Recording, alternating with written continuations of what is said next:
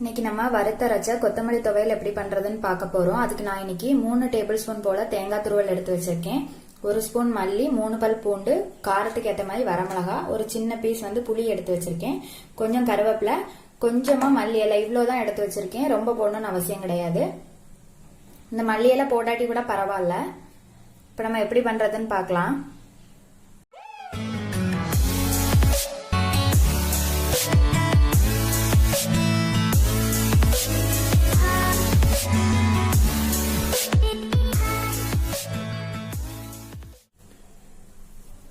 தேங்காய் வறுக்கிறதுக்காக அடுப்பு பற்ற வச்சு பாத்திரத்துல எண்ணெய் விட்டுருக்கேன். இப்ப இதுல தேங்காய், மல்லி, வத்தல் எல்லாம் போட்டுக்கலாம்.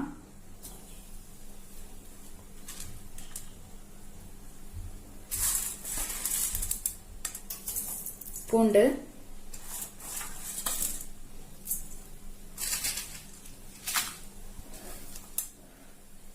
மல்லி இலை, கருவேப்பிலை. புளி நம்ம கடைசி அரைக்கும் போதுதான் போடணும். நான் இப்போ இது கூட சேர்க்கல.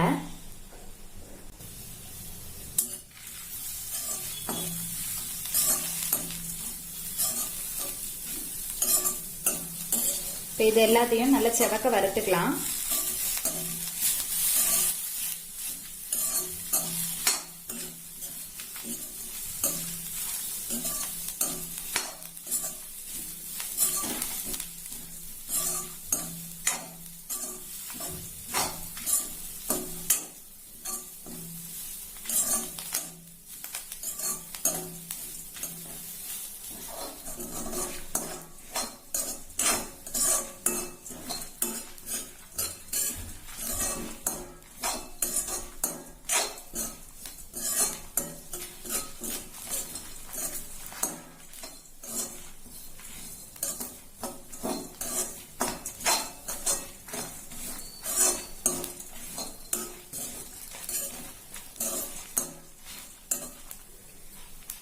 இதெல்லாம் நல்லா செவந்துட்டு இப்ப அடுப்பு ஆஃப் பண்ணிக்கலாம்.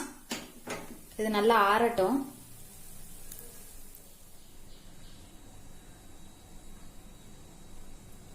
நம்ம வறுத்து வச்சிருந்தது நல்லா ஆறிடுச்சு. இதை ஜார்ல கொட்டிக்கலாம்.